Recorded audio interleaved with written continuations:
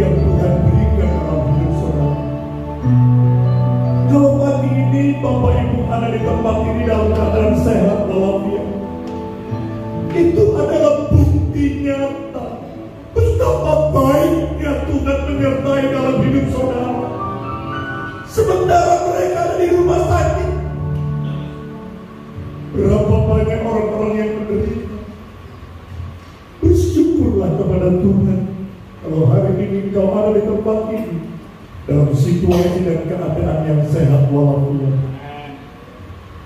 Terima kasih Bapa. Berfirmanlah Tuhan melalui hamba-Mu, biar firman yang kami taburkan boleh menjadi kekuatan dalam hidup kami. Dan firman itulah yang menjadi jawaban dalam setiap doa kami. Di dalam nama Tuhan Yesus kami alaskan segala doa dan permohonan kami. Haleluya. Amin. Silakan duduk jemaat Tuhan yang terkasih.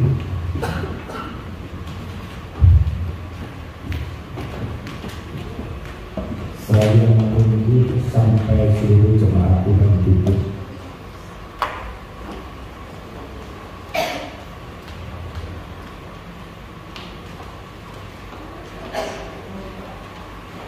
Selamat pagi Bapak Ibu jemaat Tuhan yang terkasih. Kami bersyukur kepada Tuhan di pagi hari ini saya boleh ketemu dengan seluruh jemaat Tuhan dalam keadaan yang baik-baik. Kami mengucap syukur pagi ini ada di antara jemaat yang baru pertama kali hadir di tempat ini. Bapak Ibu bisa angkat tangan. Puji nama Tuhan. Terima kasih atas kehadiran Bapak saudara Ibu yang hari ini hadir di tempat ini. Harapan kami bisa mengikuti ibadah di tempat ini Minggu jam 9 pagi dan hari Rabu jam 6 sore. Terima kasih, Tuhan Yesus memberkati. Bapak Ibu jemaat Tuhan yang terkasih, kita sudah melakukan ibadah puasa, dan saya percaya apa yang kita lakukan itu akan sangat bermanfaat. Bukan hanya bermanfaat bagi kesehatan tubuh kita, tetapi puasa itu bermanfaat bagi rohani kita. Puasa yang kita kerjakan itu sangat berdampak terhadap kesehatan rohani kita. Kalau kita ini selalu menjaga kesehatan tubuh kita, Bapak Ibu, berapa banyak para selebritis kita di Jakarta, di Surabaya, di kota-kota besar hari-hari ini sedang merawat tubuh. Makanya bisnis yang paling untung sekarang ini adalah salon kecantikan. Betul ya Bu? Bapak Ibu, saya kasih tahu, ibu-ibu kalau beli yang namanya bedak, yang namanya apa lagi? Serum. Apa lagi? Wah, saya tidak tahu. Itu berapapun nilainya dibeli hanya untuk menjaga supaya kelihatan awet muda. Betul? Banyak orang yang mengeluarkan uang itu tidak pernah berpikir kalau untuk kecantikan diriku. Tetapi berapa banyak Bapak Ibu yang pernah berpikir apa yang harus kita kerjakan supaya kesehatan rohani kita tetap awet muda. Bapak Ibu, orang itu mengeluarkan uang itu tidak pernah berpikir panjang, asal aku awet asal saya cantik terus.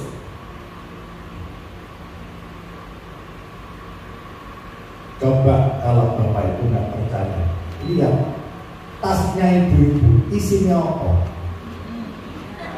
Loh, Bapak Ibu nggak percaya, isinya tahu nggak Bapak Ibu? Apa namanya? Lipstick. Apalagi bedak, apalagi kaca. Setiap turun dari kendaraan ngocok di sini. Rambutku sudah ditata belum, disisir. Lipstiknya tadi itu, wah, mari mana kacang cemot-cemot, lipstik lagi. Itu selalu dijaga. Dan saya yakin dan percaya ibu-ibu itu selalu disiplin. Kalau mau semongkon, betul? Tidak pernah ada yang memaksa. Rambutku tuh sisi lono, bibirku lu telepotan. Itu paling yang namanya merawat diri sendiri itu tanpa ada yang memerintah. Wis kelakon. Artinya sudah menjadi habit dan kebiasaan. Coba Bapak Ibu berpikir mulai hari ini. Kalau Bapak Ibu, ibu-ibu menurutnya itu melatih dirinya sendiri, disiplin untuk merawat wajah. Pagi hari ini saya ingin, bisakah ibu-ibu Bapak Ibu mendisiplinkan diri untuk melatih supaya kita ini bisa punya habit, punya kebiasaan selalu membaca firman Tuhan, berdoa, berbuat baik, untuk melakukan ibadah puasa tanpa dipaksa.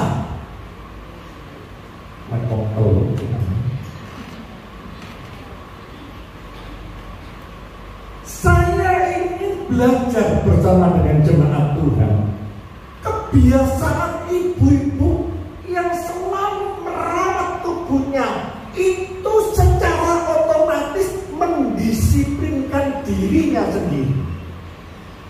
Coba toleng tobong sopo sing gak tau merawat wajah dibandingkan dengan sing merawat wajah. Iya. Ini kok cepet tuh kayaknya. Betul ya? Betul ya? Berbeda dengan orang yang punya kebiasaan, dia punya habit. Mohon maaf, saya ini dari sejak kecil, yang ini dipotongan. Saya itu selalu necis dan setil. Sekalipun saya keluar rumah, ya sudah seperti ini. Ada orang yang keluar rumah itu kelombrotan. Tahu ya kelombrotan? Gak rambut awalnya. Padahal kalau tak bandingkan jumlah uang yang dia miliki dengan saya miliki jauh langit dan bumi. Kenapa itu bisa terjadi? Karakter pribadi orangnya seperti itu. Tetapi orang yang selalu merawat dirinya sendiri itu punya habit dan kebiasaan mendisiplinkan dirinya ini. Saya ingin mengajak jemaat Tuhan bagaimana kita bisa melatih supaya kita ini bisa mendisiplinkan diri kita setiap beribadah kepada Tuhan. Tidak semua ya, padahal ini motor Tuhan. Loh, Bapak Ibu jemaat Tuhan yang kekasih, kita harus berani melatih diri kita untuk supaya kita punya habit, punya kebiasaan untuk setia beribadah kepada Tuhan. Nah, ini baru kelihatan anak Tuhan. Kalau Bapak Ibu punya kebiasaan mendisiplinkan dirinya untuk setia beribadah, saya yakin dan percaya 1 bulan sekalipun setiap hari ada ibadah, tidak pernah ada yang absen. Semuanya itu beribadah. Kenapa? Karena setiap hari kita mendisiplinkan diri. Iku nek gak ibadah, rasane ono sing ilang. Kok cuma 3? Aku gak perlu apa sing ilang. Kalau kita ini punya kebiasaan hidup selalu mendisiplinkan diri, setia beribadah, rohani kita itu saya jamin sehat walafiat. Gak usah ditukokno lipstick. Ya pakai lipstick rohani. Gak usah ditukokno wedak. Nggak perlu pakai serum. Semuanya kalau Bapak Ibu bisa mendisiplinkan diri kita untuk punya kebiasaan melatih diri kita setia beribadah kepada Tuhan, saya percaya bangku yang kosong akan dipenuhi dengan jiwa-jiwa. Karena tidak ada yang punya pikiran bolos.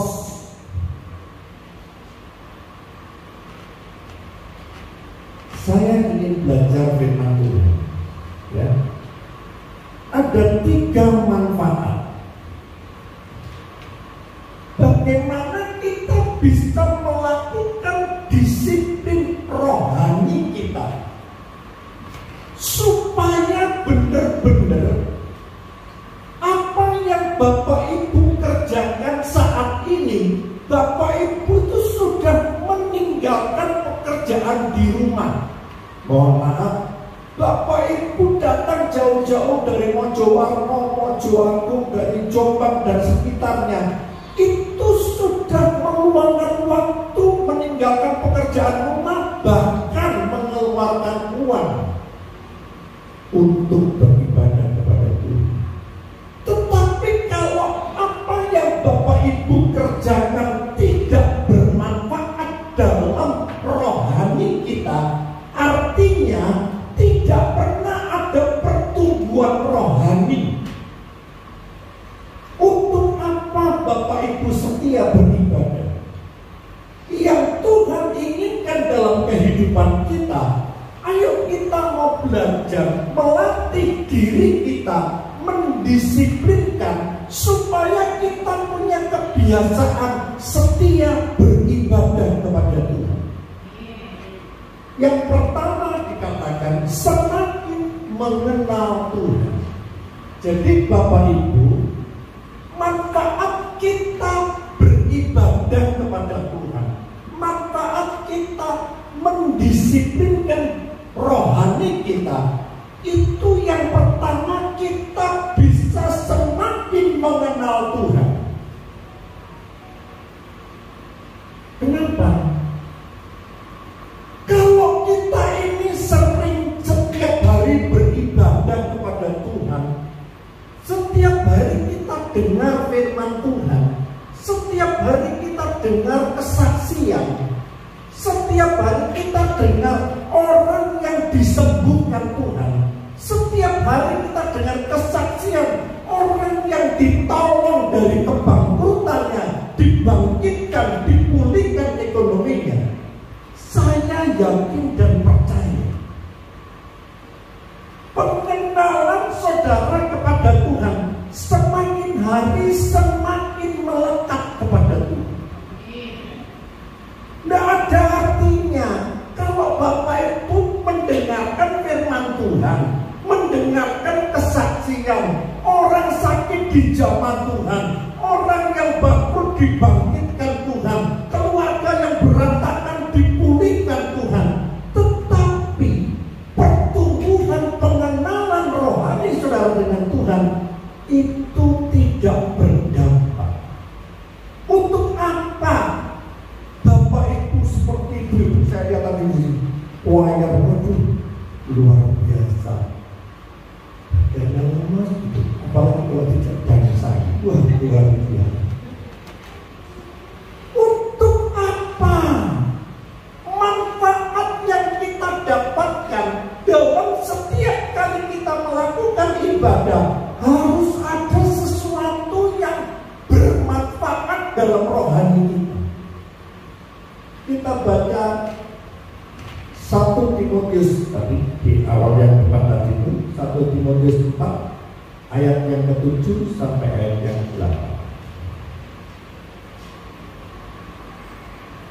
Tetapi jauhlah tahayul dan dongeng nenek tua. Perhatikan ini. Latihlah dirimu beribadah. Bapak Ibu mengerti? Latihlah dirimu beribadah. Kenapa kita diperintahkan Tuhan untuk melatih diri kita beribadah? Karena kalau kita tidak pernah latihan, ada di antara jemaat Tuhan yang menjadi seorang atlet petinju atau pelari. Seorang atlet itu dia tidak bisa mendapatkan medali atau emas, penghargaan atas kemenangan, kalau dia tidak pernah melatih diri. Sebab itu, kalau kita sebagai orang yang percaya kepada Tuhan, kita sudah melatih diri kita beribadah.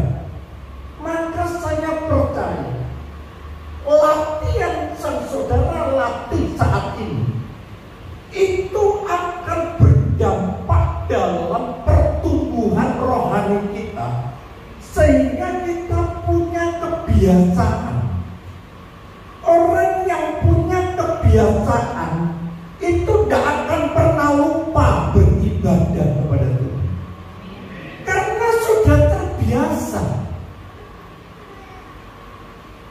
Saya lanjutkan ayat yang ke-8. Latihan badani terbatas gunanya, tetapi ibadah itu berguna dalam segala hal, karena mengandung janji baik untuk hidup ini maupun untuk hidup yang akan datang. Bapak Ibu, para selebritis kita itu merawat tubuhnya, bahkan ada yang diet, nggak makan nasi, mengurangi karbo. Itu melatih diri kita, mengurangi kesenangan kita, supaya badannya kelihatan langsing dan cantik. Bukan berarti itu tidak berguna. Itu baik untuk kesehatan tubuh kita. Tapi berapa banyak, mohon maaf ibu-ibu yang badannya lebih besar ke kanan dan ke kiri, Kak Rajani, mungkin ada yang tersinggung, tidak pernah mau diet. Kalau sudah sakit baru sadar. Kenapa terjadi? Tidak bisa menjaga mulut.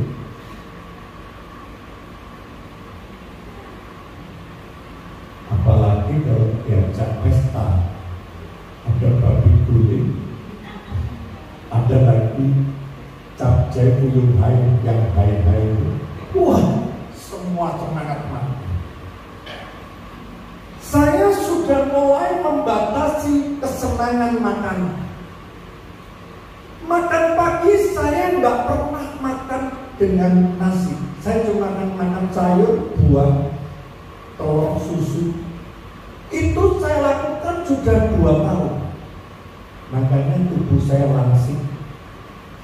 Dulu badan saya 84, sekarang tinggal 71. Umur 64 nanti bulan Juli.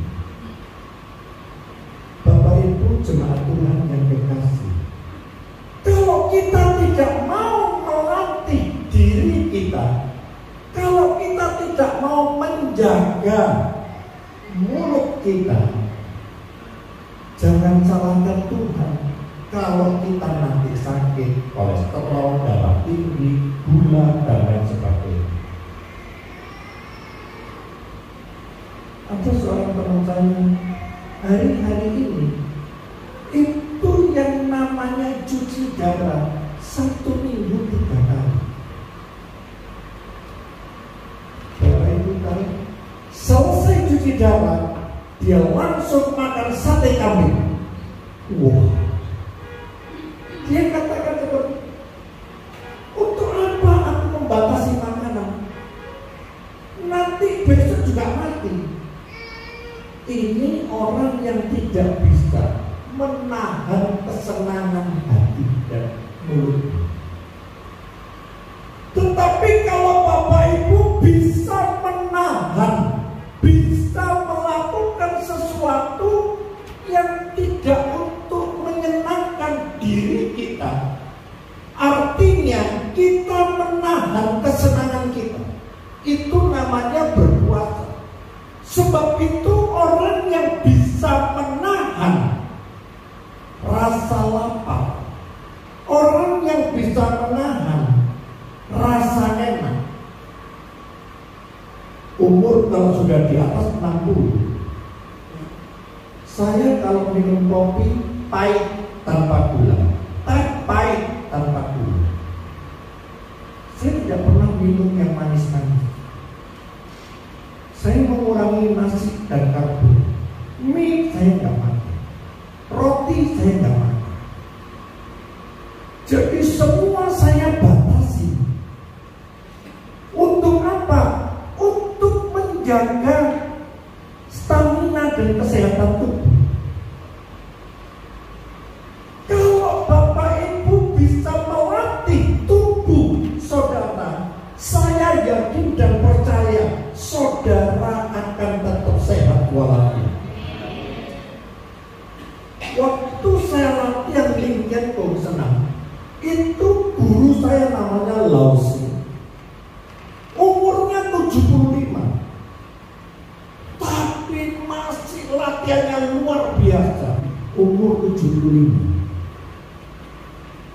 dan setiap hari dia latihan, badannya segar dan sehat semua. Saya berharap seluruh jemaat Tuhan mau latih dirinya untuk menjadi sehat.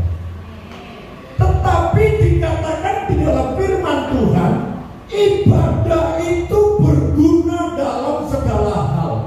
Jadi kalau latihan jasmani tubuh kita itu terbatas hanya di dalam tubuh kita.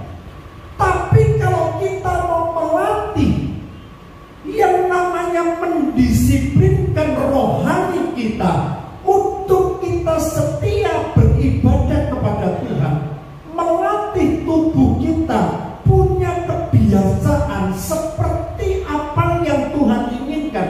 Saya yakin kesehatan rohani saudara jauh lebih baik dari kesehatan tubuh jasmani kita.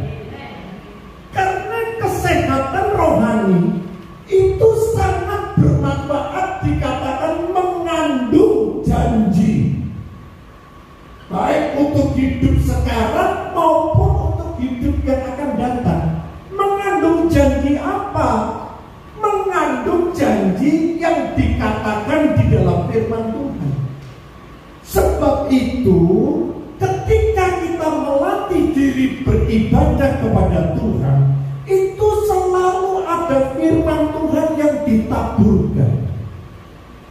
Ketika kita menaburkan benih firman Tuhan, benih itu bertumbuh dalam kehidupan rohani kita. Ketika benih itu bertumbuh, maka firman itulah yang selalu muncul dalam pikiran kita.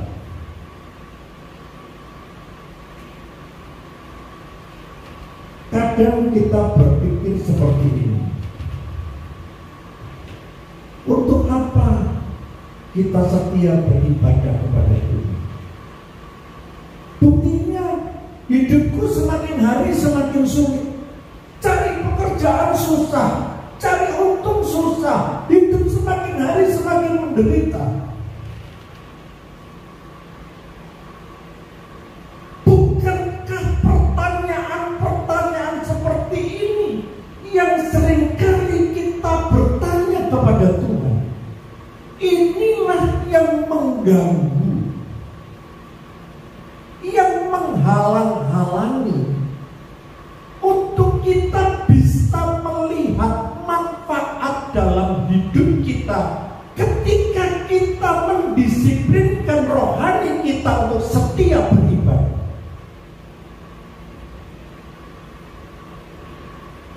Kalau saudara beribadah tidak bermanfaat, tidak ada pengaruh dan perubahan dalam diri kita, pengenalan kita dengan Tuhan itu hanya ada batasnya seminggu sekali. Saya mau tanya, Bu, satu hari makan berapa kali? 2, mau sebelum 5.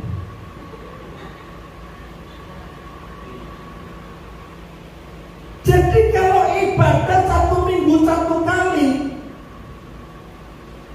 kira-kira pertumbuhan pengenalan kita kepada Tuhan itu bisa semakin dekat atau hanya sebatas 1 minggu sekali saja? Tuhan menginginkan agar rohani kita bertumbuh setiap hari. Harus ada pembacaan firman Tuhan. Inilah yang akan mempengaruhi pengenalan kita kepada Tuhan. Bapak Ibu jangan terpengaruh dengan situasi dunia. Kenapa saya katakan seperti itu? Ada banyak orang berkata, aku tahu siapa Tuhan. Tahu dengan kenal itu beda. Betul ya? Saya tahu Kristen pakai kacamata.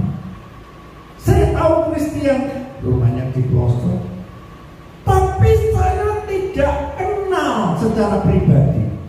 Yang kenal secara pribadi istrinya. Mana istrinya? Betul ya? Bapak Ibu harus ngerti, tahu dan kenal.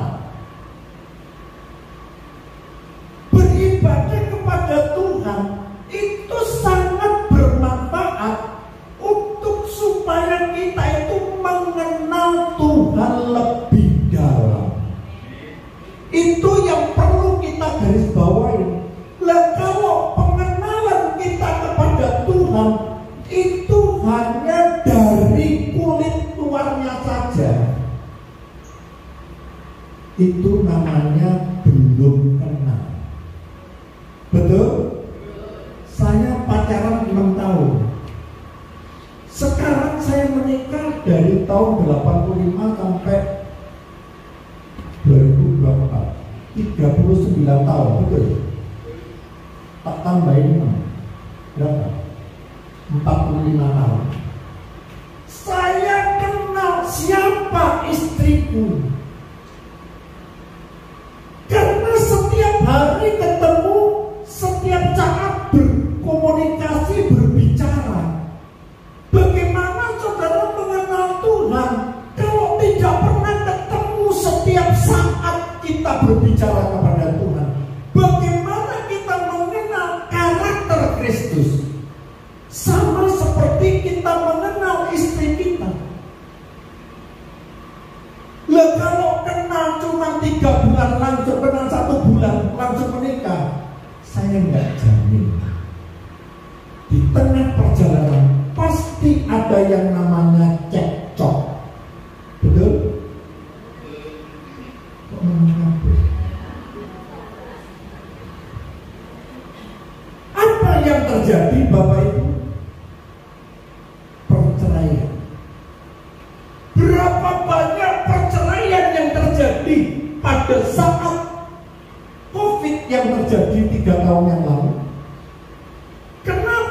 terjadi perceraian? Karena permasalahan ekonomi. Kenapa ekonomi ini memicu terjadinya pertengkaran dalam rumah tangga? Tidak ada duit. Bapak Ibu, kalau suami istri itu tahu dan mengenal isi hatinya, ketika suaminya nggak punya pekerjaan, istrinya ini mendukung, diajak doa puasa, doa bersama supaya berkat diturunkan di tengah keluarga. Tapi realitas yang terjadi bukan istrinya mengajak doa bareng dan berpuasa. Yang terjadi istrinya menuntut.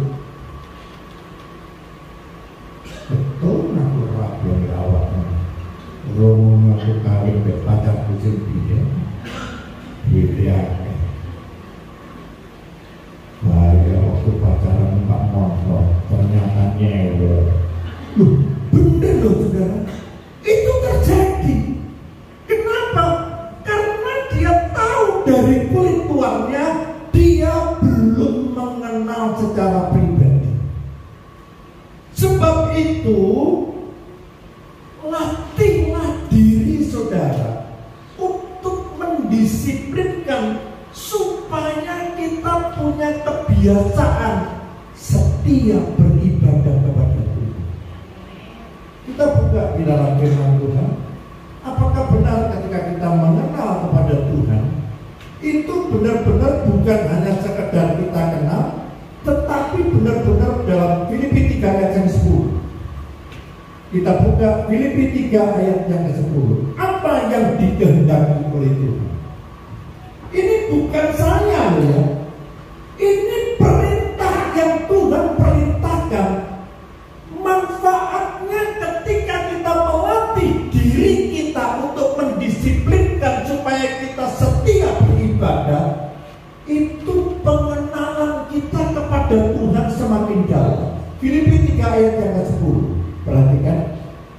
Yang ku kehendaki ialah mengenal Dia dan kuasa kebangkitannya dan persekutuan dalam penderitaannya, di mana aku menjadi serupa dengan Dia dalam kematiannya. Bapak Ibu jemaat Tuhan yang kekasih, ketika kita mengenal seseorang, kita harus tahu sejarahnya orang ini. Bapake sapa jenenge? Mboke sapa jenenge? Betul? Mohon maaf, bagi ibu-ibu singkatnya golek mantu. Bobot bibit bebet. Betul ya Bu ya? Iki anake sapa? Mbok bapake biyen apa?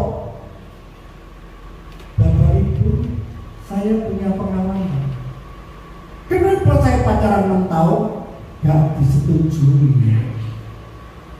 Kenapa? Papa mama kawin cerai. Jadi Bapak Ibu, sebelum Bapak Ibu mengenal siapa Yesus itu, Bapak Ibu harus tahu sejarahnya Tuhan itu bagaimana. Apakah benar Tuhan itu berkuasa? Apakah benar-benar Tuhan itu mati di kayu salib untuk menebus dosa saudara dan saya, dan Dia rela mengorbankan dirinya?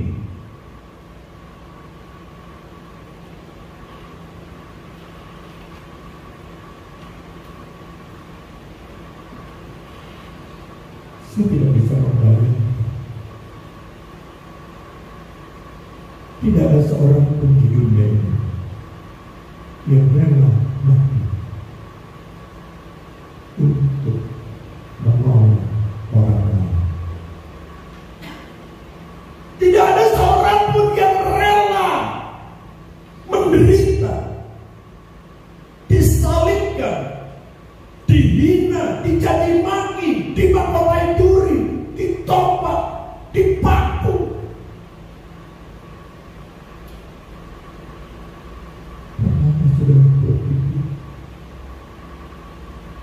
kebaikan yang Tuhan berikan untuk saudara dan saya.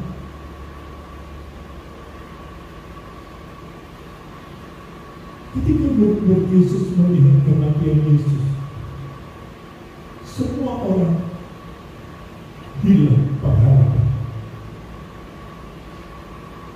Murid-murid Yesus pada waktu mengharapkan Yesus menjadi raja, tapi dia mati di kayu salib. Pada hari yang ketiga, dia bangkit. Dia naik ke surga. Inilah yang Tuhan inginkan. Pengenalan kita kepada Tuhan, tahu siapa Yesus yang kita sembah. Kenapa seringkali kita bertanya dalam diri kita, mampukah Tuhan menolong saya? Bukankah Bapak Ibu mengerti betapa dahsyat dan kuasa? Kalau hanya masalah ekonomi dan keuangan terlalu kecil bagi Tuhan untuk menolong saudara. Sebab itu ketika Bapak Ibu mengenal siapa Yesus itu, kita harus tahu sedalam-dalam.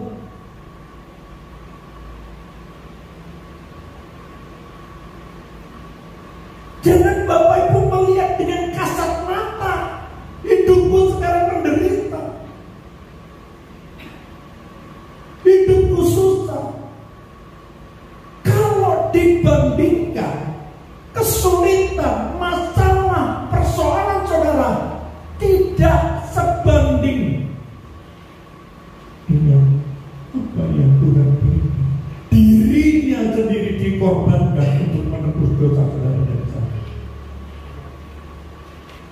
Yang kedua yang perlu kita perhatikan, ketika kita mendisiplinkan diri, melatih rohani kita setiap beribadah kepada Tuhan, semakin hari kita bisa mengetahui betapa baiknya penyertaan Tuhan dalam hidup saudara dan saya. Kalau saudara bisa benar-benar punya kebiasaan melatih rohani kita menjadi sehat, saudara sendiri, bukan orang lain, bukan pendeta yang berbicara, tapi jemaat Tuhan ngalami bagaimana penyertaan Tuhan dalam hidup saudara. Saudara bisa merasakan, bukan kata orang. Dan kalau beribadah kita, manfaat kita hanya kata orang. Wah, Tuhan berkuasa, Tuhan bisa menolong orang, Tuhan bisa menyembuhkan orang sakit, Tuhan bisa memulihkan keluarga yang berantakan, Tuhan bisa menolong orang yang bangkrut, dipulihkan, diberkati Tuhan. Tapi itu kata orang. Bapak Ibu belum pernah ngalami bagaimana penyertaan Tuhan menyertai dalam hidup saudara. Di saat saudara tidak berdaya, di saat saudara tidak mampu, di saat itulah pertolongan Tuhan datang tepat pada waktunya. Kita buka di dalam Mazmur 23 ayat 1 sampai ayat yang ke-6. Ini benar-benar penyertaan Tuhan itu ada bersama dalam hidup saudara dan saya. Dalam berikutnya, Tuhan gembala yang baik. Mazmur 23 ayat 1 sampai 6. Tuhan adalah gembalaku, takkan kekurangan aku. Ini adalah bukti janji yang Tuhan berikan dalam hidup saudara dan saya. Kalau memang saudara mengenal benar-benar siapa Tuhan itu, maka Bapak Ibu tidak akan pernah takut dan khawatir apapun yang terjadi dalam hidup. Kenapa saudara takut?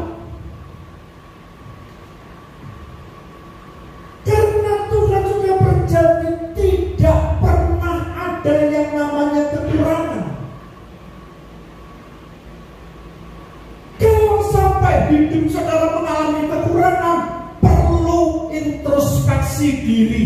Sampai sejauh mana pengenalan saudara kepada Tuhan? Bagaimana penyertaan Tuhan yang sampai saat ini saudara percaya kepada Tuhan bahwa Tuhan menyertai dalam hidup saudara, tapi dalam praktek nyata saudara tidak pernah menerima penyertaan Tuhan. Lanjut ayat yang kedua sampai ayat yang kedua. Ia membaringkan aku di padang yang berumput hijau, ia membimbing aku ke air yang tenang. 3. Ia menyegarkan jiwaku, ia menuntun aku di jalan yang benar karena namanya. Sekalipun aku berjalan dalam lembah kekelaman, aku tidak takut bahaya, sebab Engkau besertaku, gadamu dan tongkatmu itulah yang menghibur aku. Bukankah ayat-ayat firman Tuhan setiap kali kita baca itu menjadi rema dalam hidup kita? Kenapa itu tidak pernah menjadi kenyataan dalam hidup kita? perlu kita introspeksi diri. Sampai sejauh mana pengenalan kita kepada Tuhan? Sampai sejauh mana penyertaan Tuhan terhadap diri saudara dan saya? Kalau itu belum terjadi, perlu kita introspeksi. Yang ketiga, manfaat apa yang kita dapatkan ketika kita melatih tubuh kita, melatih dan memberikan disiplin supaya rohani kita menjadi sehat untuk setiap beribadah kepada Tuhan? Semakin kita merasakan betapa kasihnya kepada Tuhan itu menyertai dalam hidup saudara dan saya. Ketika ujian tadi dinyanyikan, saya tidak bisa menahan kata-kata saya. Terlalu baik kasih yang Tuhan berikan dalam hidup saya. Tidak ada batasan. Tuhan itu mengasihi hidup saya lebih dari apa yang saya harapkan.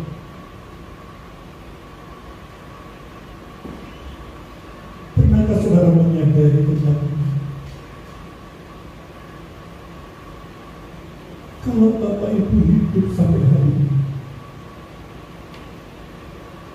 bukankah itu satu bukti nyata bahwa Tuhan itu mengasihi saudara dan saya?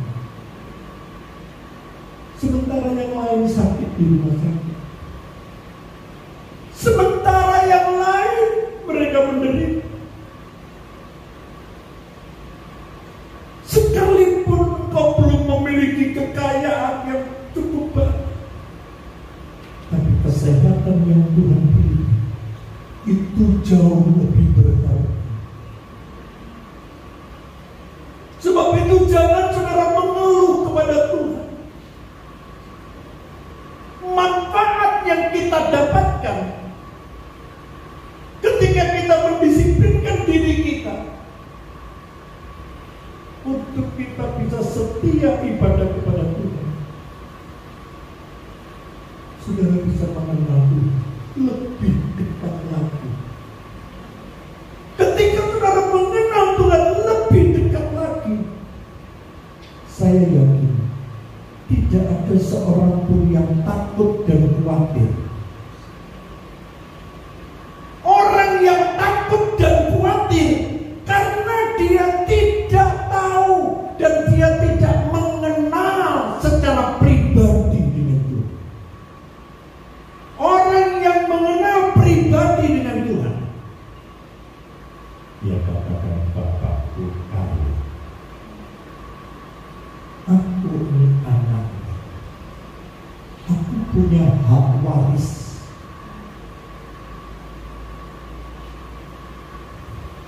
Seluruh kekayaan yang ada di dunia adalah miliknya Tuhan. Kalau saudara dan saya diangkat sebagai anak yang sah, Bapak Ibu punya hak waris.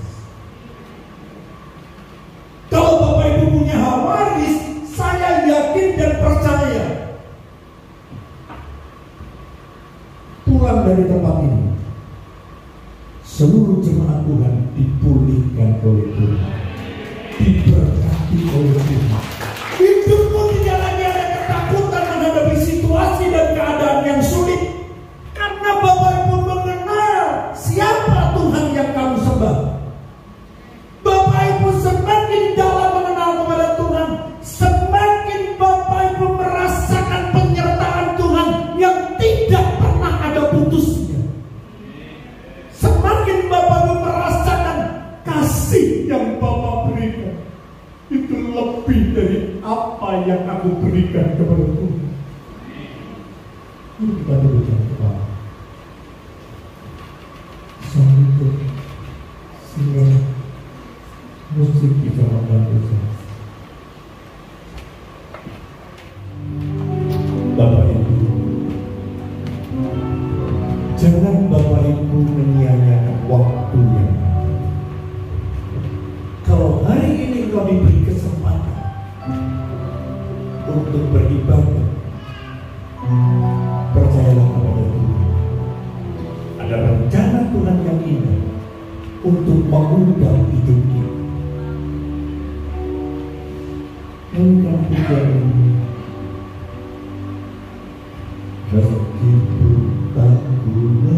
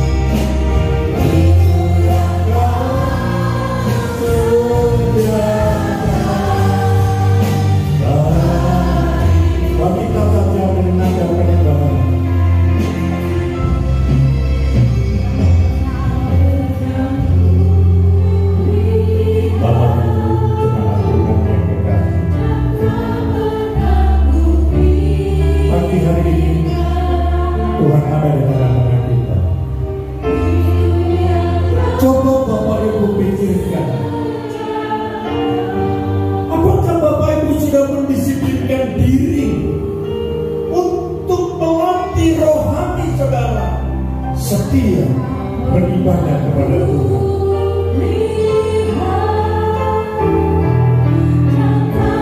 Karena Bapak Ibu merasa belum melatih mendisiplinkan diri saudara untuk setia beribadah kepada Tuhan. Mulai pagi ini, mari kita kembali kepada Tuhan. Untuk aku mau setia, punya komitmen kepada Tuhan. Setiap hari aku mau beribadah kepada Tuhan. Karena ketika kami melakukan ibadah setiap hari, kami pun mendapatkan sebuah manfaat yang luar biasa. Semakin hari, semakin kami mengenal siapa Yesus yang sebenarnya.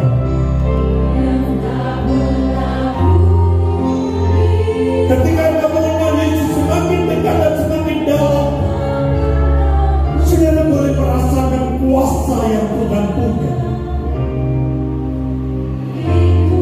Semakin saudara mengenal Tuhan, semakin saudara merasakan penyertaan Tuhan dalam hidup saudara, nyata, bukan kata orang.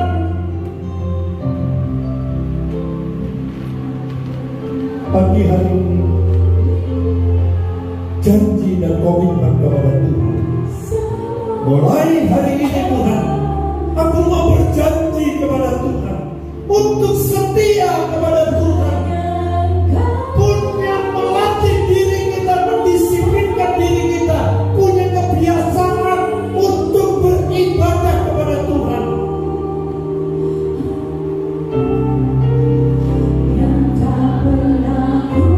Mungkin saudara berpikir, untuk apa saya setia? Manfaat apa yang saya dapatkan? Bapak Ibu, angkat tanganmu tinggi-tinggi kepada Tuhan. Katakan, ini aku Tuhan. Aku mau berkomitmen kepada Tuhan. Aku mau setia beribadah kepada Tuhan di tahun 2024 ini Tuhan.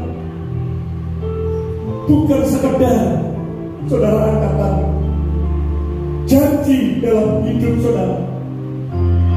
Maka kami percaya tahun 2024 ada banyak perubahan demi perubahan, ada banyak pemulihan demi pemulihan terjadi dalam hidup jemaat Tuhan. Engkau yang saat ini tidak punya pekerjaan, sebentar lagi Tuhan memberikan pekerjaan. Engkau yang saat ini menghadapi persoalan rumah tangga, kesulitan ekonomi, Tuhan akan menolong, memberikan jalan keluar. Bagi Tuhan tidak ada yang mustahil. Percayalah kepada Tuhan. Engkau yang sakit hari ini dijamah oleh Tuhan, karena kuasanya Tuhan jauh lebih dari apa yang saudara inginkan. Dan mujizat kesembuhan terjadi, pemulihan terjadi, kemenangan demi kemenangan terjadi. Hidup saudara akan diberikan kekuatan oleh Tuhan dalam menghadapi permasalahan-permasalahan hidup saudara. Terima itu dalam nama Tuhan Yesus. Kami alaskan segala doa dan permohonan kami. Haleluya. Amin. Silakan duduk kembali. Ada pengumuman.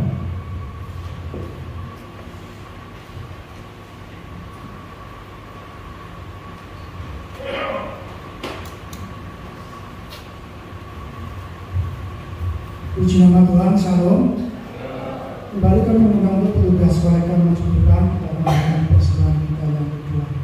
Kembali dalam berlanjut persembahan kita. Sungguh hati kami memberi bersyukur oleh berkat dan kemurahan Tuhan.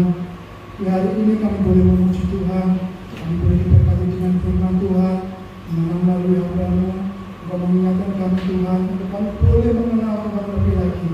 Sepanjang hidup kami boleh taat dan setia beribadah kepada Tuhan.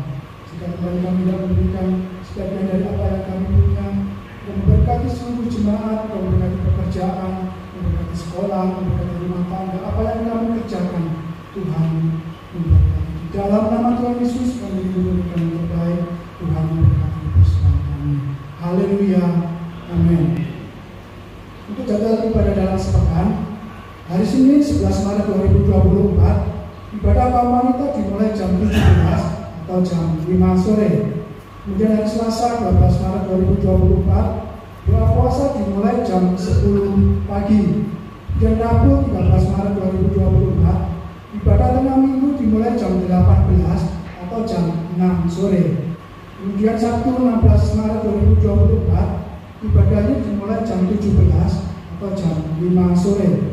Kemudian hari Minggu 17 Maret 2024 ibadah raya dimulai jam 9 pagi.